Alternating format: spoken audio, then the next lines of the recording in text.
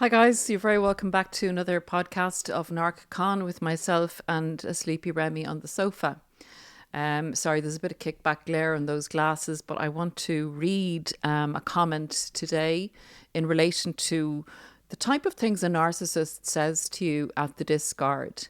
These are also things a narcissist, the genre of things a narcissist will say to you throughout the relationship.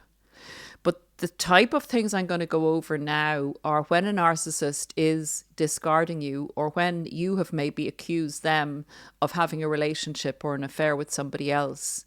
And again, this is taken generally in the intimate setting, but these are similar to things narcissists will say when they're really annoyed with somebody in a family setting or a friend, etc., when they're dumping someone, basically. I'm going to go through the comment because this person has left, maybe has gotten this information from somewhere else. I don't know. It's very good information. And I'm going to analyze some of it. So kind of give you an idea of what the meaning is behind it.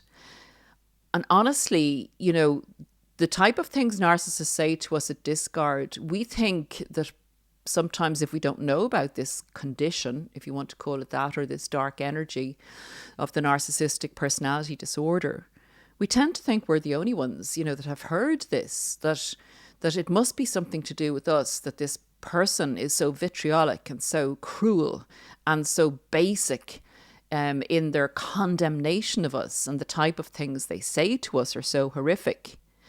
And it comes as a bit of a revelation to understand that this is universal for narcissists. They don't all say these things, but they all do things that reflect what these things mean. So some of them will discard you in a different way, but this is a general modus operandi of a narcissist.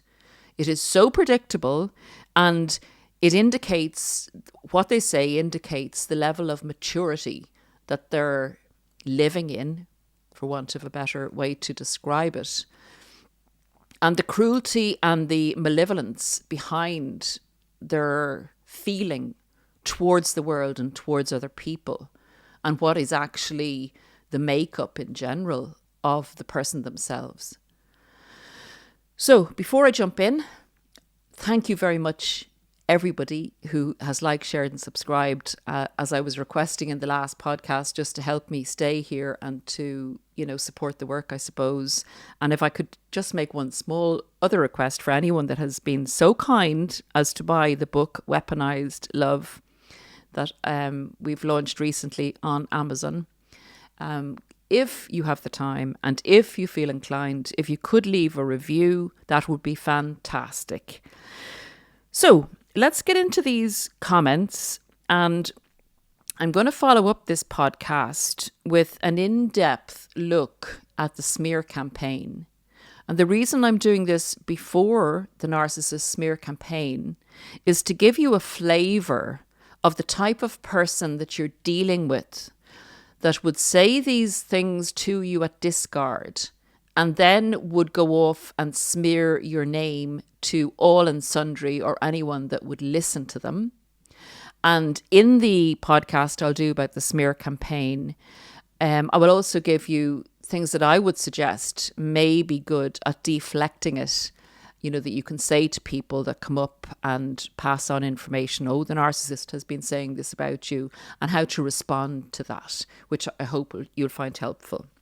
But getting back to the subject at hand, when what we call the final discard comes, and the final discard is generally after a series of mini discards that the narcissist will use, and discard means leaving you or dumping for anyone that is not familiar with the narcissistic abuse of recovery community jargon.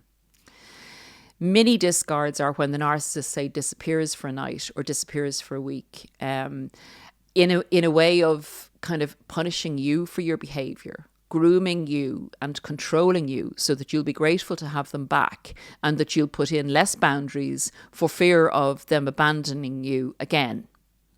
So the final discard really throws people off kilter, because the narcissist has discarded them before and has always come back. But this time, the discard is more cruel, more vicious, and there's a feeling that the narcissist won't come back at this time. And the narcissist may well leave months, and sometimes even a year or 2 years or a lot of years before they come back. But one thing I will say to you is that the final discard is very, very, very rarely final. If there's anything left in you that the narcissist thinks they can covet or extract from you, they will be back at some stage in the future to re-engage with you. It may be something that you want at the stage when the narcissist leaves because you're still in love with the false persona. But believe you me, it is not something you want to revisit. And hopefully, in the education you're giving yourself now by finding out about who and what you were dealing with, this is the first stage of healing, in my opinion, is getting that information, getting your brain sorted out. Let's get into it. So the comment was left by Minha Havivia, 47, and I thank you for taking the time to leave this in the comments. When a narcissist discards someone, it marks the abrupt and often callous end of their relationship. This phase is usually characterized by cold detachment, invalidation, and a lack of empathy. Here are the things narcissists might say during or after the discard phase. The narcissist is really, buoyed up at the discard phase. It's like the final lottery win for them. It's so hard to comprehend. But they have had, in their opinion, first of all, in their opinion, you've let them down because you changed. You weren't the person that you purported to be in the beginning of the relationship. And indeed, it is the exact polar opposite. It is them that weren't the person that they purported to be in the beginning of the relationship. But as you put boundaries in, you were harder to control. And they're annoyed about that. And they can't take that on board because they're superior. So they won't introspect or take accountability. So they're really angry at you. You are not who you said you were. They're very annoyed at you, and they're going to have to now up themselves and go and find somebody else to replace you. And that's an inconvenience and a nuisance. They're also need to punish you because you had the audacity to more or less reflect back to them that you had needs and that they were not omnipotent and godlike, and that you were, by asking for your own needs to be met and by suggesting that things could be improved in certain ways, you were thereby implying kind of secondhand that there was something wrong with them. That's the way they view things. It's totally like a child that won't share their sweets, and you dare to take one of their sweets, you're going to be punished. And you're going to get awful things said to you because that's not what the narcissist, that's not something the narcissist is going to put up with. And the other thing is the narcissist has had to maintain a false mask that's been tight, that's been scratchy, that's been inconvenient for you in order for you to believe that this person who they created for you actually exists. And notwithstanding that, they've had to pretend to your family members and friends that they were this person. And they are totally fed up doing that. And it's not worth it anymore because you're not lying down on the ground, giving them everything, and you're actually asking for some of your needs to be met. Or they've met somebody else and they're bored with you and they think the other person, they think the other person deserves them, or they deserve the other person more. They're a higher caliber. There's all these things going on. It's very, very immature and it's very childlike. So let's get into the first phase, or first typical phase a narcissist will say to you in the discard or after. Okay, this surrounds blame and deflection. So if there's a conversation and they don't just ghost you, they'll say, "This is all your fault. You pushed me to this." That sums up lack of accountability. This is your fault, and they mean it and they believe it. Your fault that I have to leave you because you didn't comply with the dictatorship that I set out in this relationship is really what the truth of the matter is. But they believe that, and they're telling you that it's your fault, so you can be tortured by blaming yourself, that you are at fault for the entire breakdown of the relationship. You are that bad that the narcissist couldn't stay with you. Now think about that for a minute, because that doesn't make sense. That actually doesn't make sense. And you reflect back on what you've done in the relationship. I bet you stood on your back, you stood on your head for them and your back and whatever else you had to stand on for them. But I bet you did an awful lot for the narcissist. Yet they're turning around and saying you weren't good enough.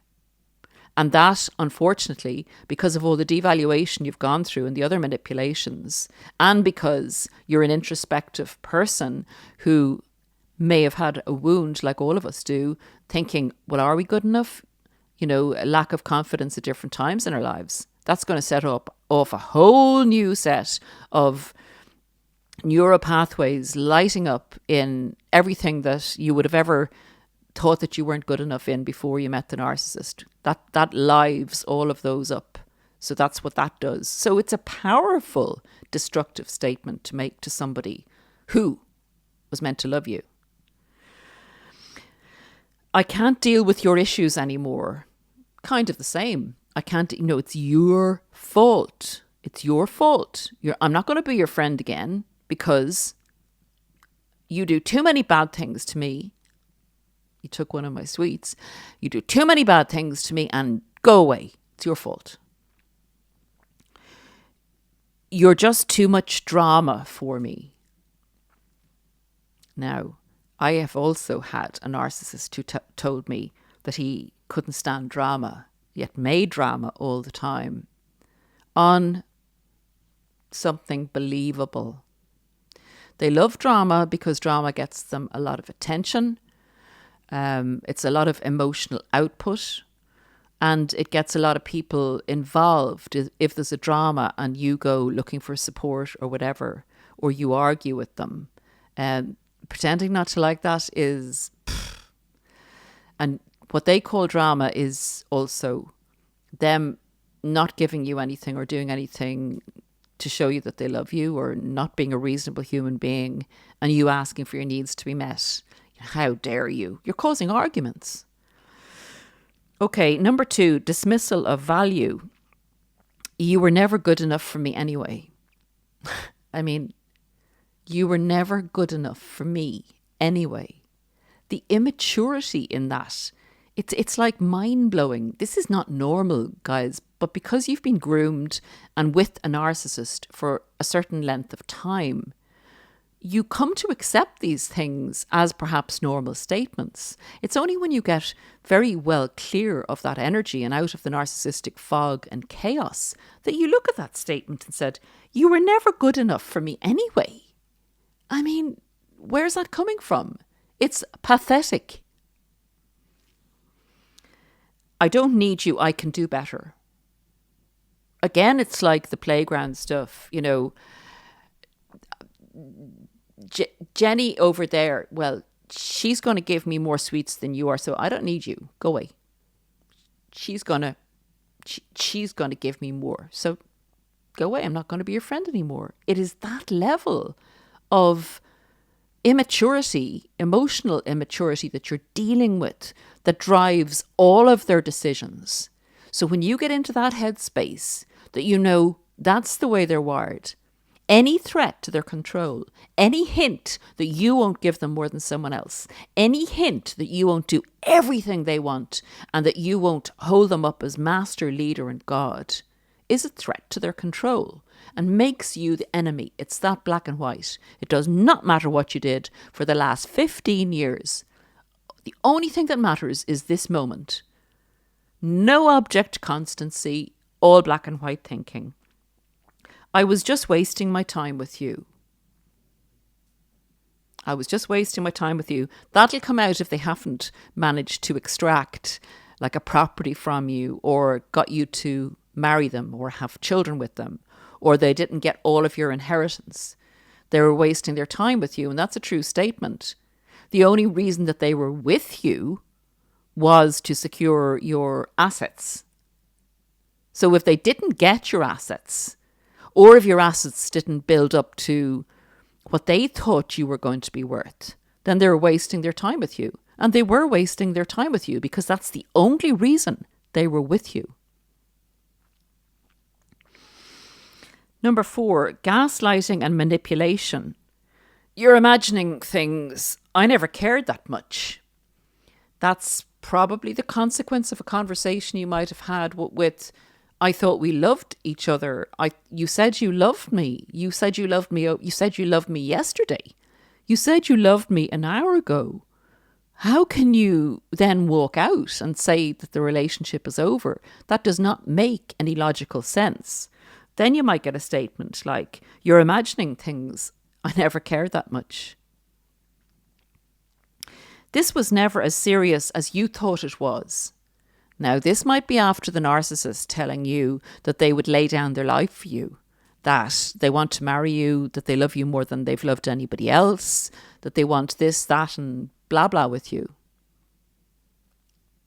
So once they change their mind, they tell the truth. This was never as serious as you thought. It's the truth. But they were deceitful in getting you to believe that it was really serious. I never promised you anything. Oh, I never promised you anything. All of the future faking goes by the wayside, and the narcissist will try and gaslight you out of thinking and, reiterating the fact that, well, you say this to the narcissist, you said we were going to get married in 2 months.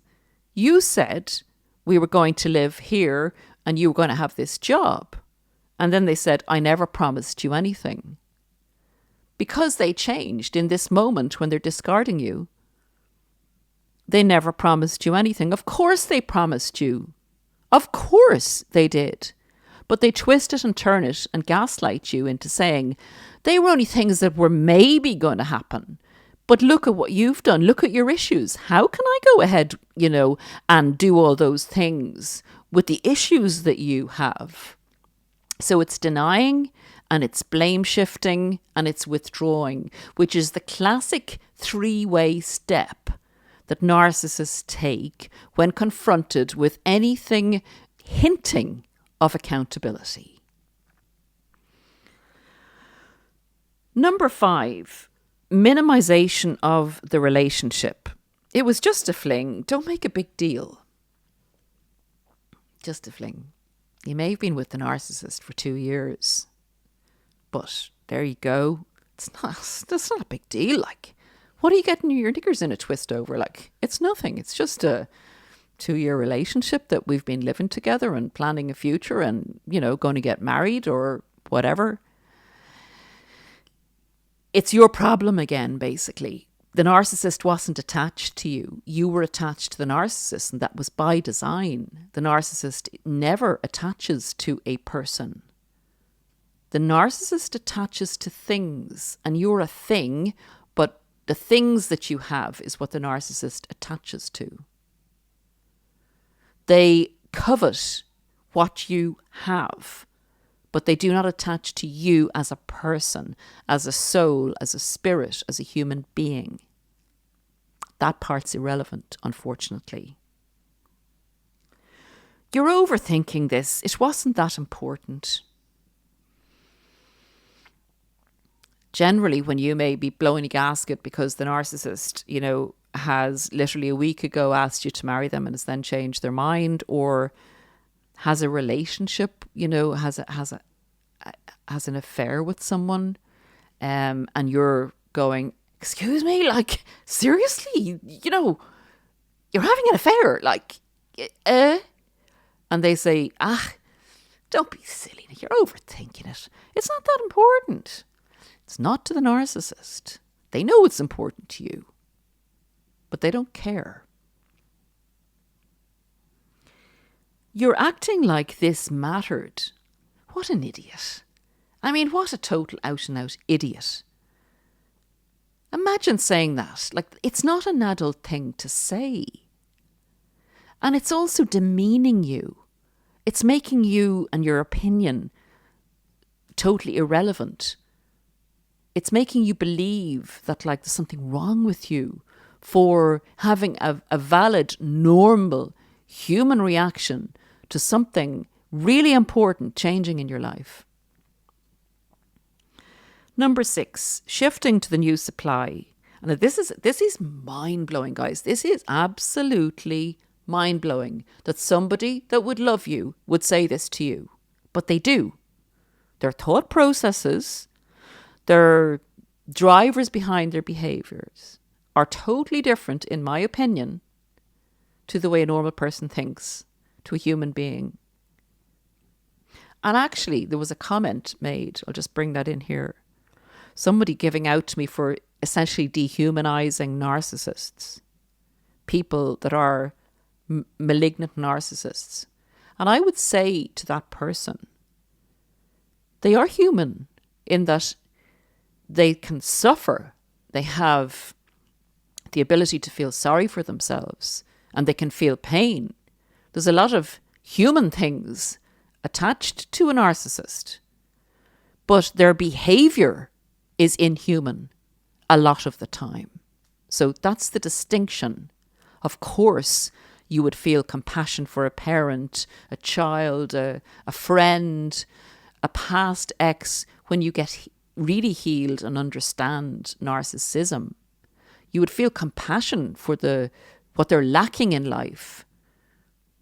They're lacking a human life experience. They're having a very marred type of existence. Anyway, I digress as often. Shifting to the new supply, they have the audacity to say, you should meet my new partner. They're amazing. I mean, it would totally blow the hat off your head, wouldn't it? You should meet my new partner. They're totally amazing.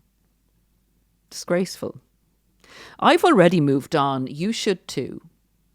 And I don't like this at all because in modern times, there is this thing like where relationships, and particularly romantic ones, they kind of seem to be given this idea out there that relationships are disposable and it's something you try, then you move on, like a car. Like you buy a new car and then, sure, you've had it for 2 years, felt like a change, wasn't operating as well as it should. That's the kind of context narcissists will put relationships into because that's actually the way they view them. It is actually the way they view them. They do not attach to people. So I've already moved on. You should too. It's the cool thing to do. If you were healthy and normal, that's what you'd do.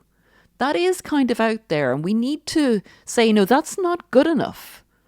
You don't move on that quickly if you loved somebody and made a lot of plans with them and made commitments to them because you didn't view them as a car. So maybe talking to our young people, and say it's okay to be really upset when a relationship breaks down. It shows the goodness in you and it shows the empathy in you and it shows your capacity for love. And it takes time to heal. This moving on business, to the next, to the next, to the next. Let's maybe address that. I don't know if you agree. If you don't agree, leave in the comments. If you do agree, I'd love to hear. They understand me better than you ever could. Well, that's the oldest one in the book, isn't it? My wife doesn't understand me. My husband doesn't understand me. I leave that there on its own, standing on its own. Number 7, the victim narrative. You were the toxic one, not me. Well, what a get out of jail clause. To put it back on you so that you're sure that, when the relationship is coming to a close, the narcissist has done this, this and this, and you have introspected and taken blame for a certain, amount of things. But your behaviour is within the realms of normality. The narcissist's behaviour is totally skewy, like they're saying to you, the new person is amazing, you should meet them, while you're in the pits of despair and pain. Or they say, they understand me better than you ever could. I mean, you were the toxic one, not me. Well, that's just classic blame shifting, classic lack of accountability. I've been suffering in this relationship for too long. And actually, the narcissist does mean that, because they've been finding it very hard or harder to control you as you have put in boundaries to the abuse that you've been suffering by the narcissist. And the narcissist realised this quite a while ago, but perhaps wasn't in a position to move or to jump to a new car, a new supply, a new person. There wasn't somebody out there who they could control and get more from. Or they stayed because they thought if they stayed longer, they might be able to get a hand on your assets. So they did stay in the relationship for far too long because they didn't care from the very beginning to the very end about you. They just cared about what they could get out of it. And they did take a gamble, stayed for longer than they thought they should, hoping it would pay off, and it didn't. Tough. Bye-bye, narcissist. Then I stayed longer than I should because I felt sorry for you. Oh. Because I felt sorry for you. It's unbelievable. It's literally unbelievable. But that's to make you feel that there's something wrong with you. And it's to deflect from the fact that there's something wrong with the narcissist. That the narcissist is the one that is unfit for a relationship. But they need to leave you thinking that you're the one with the problem. And I've gone into there's another podcast I did as to what the narcissist wants you to feel after the discard, why the discard is so cruel, and the main point is to keep you in a terrible state for a very long time so that you'll be shelved for the narcissist return to Hoover and you won't get into another relationship. So that's it briefly. But these are the things the narcissist wants playing over and over and over in your mind about the fact that you weren't good enough, that you weren't lovable, that you have a lot of issues, that you're a toxic person. All projection. What to keep in mind, these phrases are meant to wound, confuse, or provoke a reaction. Indeed they are. Provoking a reaction is another part of the whole schmozzle because they would like you, they're baiting you and triggering you into playing a role of maybe the crazy daisy or whatever, they want to portray you as in the smear campaign, which is to come. So the discard is often agendized and pre-planned for you to fall into the trap, play a role, go and tell people a certain thing that the narcissist has said to you. And they may even give you a very false reason for leaving, hoping that you're going to tell people that this is the reason they left. And then they go back to people and say, sorry, there's a flame there. There's a flame reflected in the screen, and I thought that something was on fire behind me. Sorry. So that they'll tell you anything, and you expect you to go and say that to people maybe, and then they'll say, "I never said that. What's she talking about?" Or "What's he talking about?" They're always on to some wicked game. In my opinion, they plan things. I know it's said that they don't, but in my opinion, they pre-plan and they know what they're doing. They often serve the narcissist's agenda of maintaining control, shifting blame, or justifying their actions to themselves or others. If the narcissist is the type of narcissist who likes to think that they're a great person, they're a great guy or a great gal, and they want that mask reflected back to themselves so they can go, "Oh, I'm just so perfect. It's just a shame, that Paula had all those issues and problems. Honestly, I did my best to help her, but she's beyond help. So they kind of they puff themselves up and their chest out, and they find it easier when they self-believe the fake image to sell that to other people. So yes, they like to come up with explanations so that they don't have to take accountability for their cruelty or their behaviour, or their abandonment of a person with a whack across the head, telling them that they're not good enough, which is basically what they're doing. Recognizing this behaviour for what it is, manipulation, can help you detach and protect your emotional health. Thank you, I found you. You're very welcome. So I believe healing is really, really deep diving and recognizing what you've been through. Recognizing that the other person is not coming from the narcissist is not coming from the same behavior drivers, does not have empathy, objectifies people, and is literally not engaged with your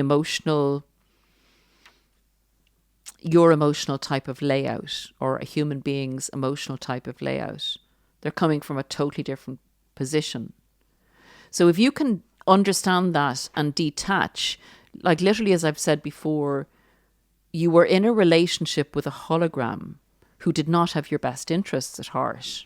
So it was an enemy program coming in as a lover or coming in as a friend. And that's all it was, trying to stimulate feelings in you, to manipulate you to do what they wanted you to do and to give them what they wanted you to give them. And that's it in a nutshell. So if you can detach from the relationship and from what you were meant to feel about yourself by what this hologram said and did to you, then you get a lot straighter in your mind to reprogram those negative messages that subtly were planted in your brain by the narcissist and were confirmed in the discard. That's basically simply what happened to you. So take back your power and control and go into your new life, reframing the whole program the narcissist ran on you, wiping it out, getting rid of the virus, as I've said so many times before, in your software, and starting you up with a clean slate, with your definition of who you are, with your definition of your identity, and your definition of what you want going forward in life. This is literally the start of the healing journey, but to me, it's 50% getting that straight in our heads. Okay, guys, going to see you for the smear campaign in the next podcast, and we'll give as much, hopefully useful information as we possibly can for anyone that's not on video. I see there's a bit of activity there in the back. We've had one walk already today, and do you think we should go for another walk, Remy? He's not.